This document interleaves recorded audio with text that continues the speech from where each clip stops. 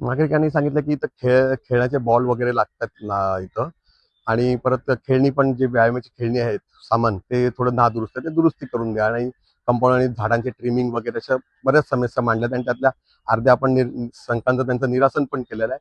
तसेच अजून जनतेला आवाहन करायला लागलं की आता SIR ची नोंदणी आणि जनगणना ह्या दोन्ही येतात, या दोन वेगळ्या टीम असणार आणि त्याच्यासाठी लोकांनी सहकार्य करावं.